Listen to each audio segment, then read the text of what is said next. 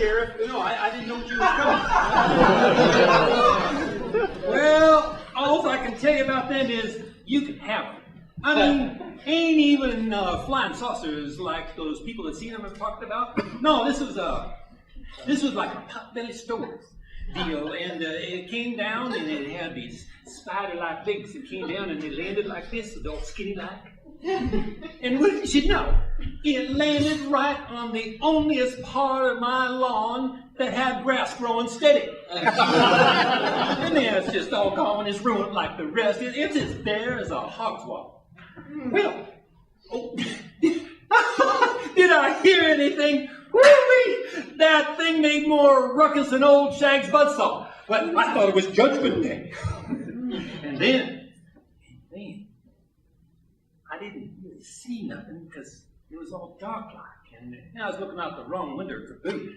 But anyway, the next day I seen it over there on the north part of the lawn, and the grass, it was just all burnt, and the chickens was gone, and there was that contraption.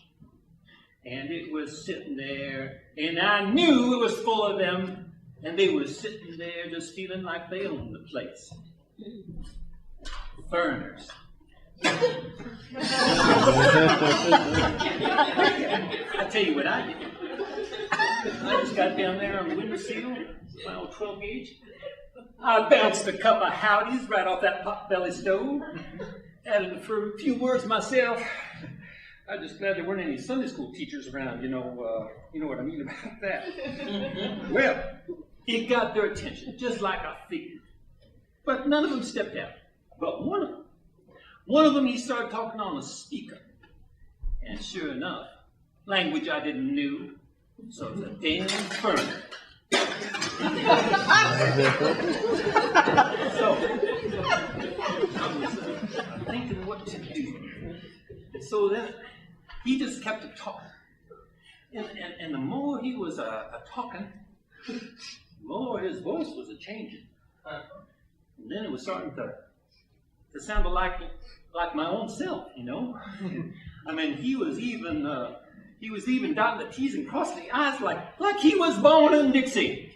Well, I've been around long enough to know that when someone's making me out like a fool. But the more he talked that nonsense, I couldn't have told you if it was him or me. But then there was this clacking sound. One whole side of that pot-belly stove, it just starts to sliding over.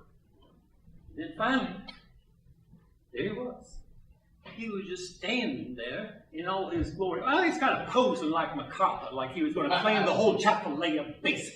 In his head just started bobbing up and down, and he curtsied a little bit, and he did his dance, and he bowed and he scraped and looked so fine. Well, whole rigmarole you wouldn't have believed unless you'd seen it yourself. But then he started angling down those spider nets, getting closer. Well, that was all she wrote, because here's what I done. I knew old Rube would be sleeping with the rest of the dogs under the porch, just irregardless, he'd be there. And so I whistled him up and I sicked him on that foreigner. And I got him. Well, I was trying to get him so he wouldn't touch the ground, because old Rube, he was going like meat to a bone. And then he was getting close, and you won't believe this, but this is the God's honest truth, Sheriff. He was there. And then all of a sudden that space cadet, he just flew back up. No, not fast. Not like he was going lickety-spitty. No, he flew back up to that doorway. And that door shut faster than you can say Jeff Roberts. Man, not a peep out of it. Well, I was standing there. I stepped back, and so I thunked some more. And I remembered that the old Irishman across the way, he had loaned me his block and tackle once. And I was thinking that I could pull that pot-belly stove down with that block and tackle and wrap it around my oak tree. Well, that's when I tried to sneak over there to the old Irishman's place. He must have been the one that called you, huh? Well, anyway, when I got back, they was gone. riddance, I say. You know, because, gosh, Sheriff, look at my lawn. It's all bare and burning and stuff, and don't it beat all? And, you know, well, I tell you, if you catch us, I'll serve papers on them. I'll charge them just sure, yeah, certain, because it's trespassing. Believe me, it is. Well, that's how I remember it anyway. End of story.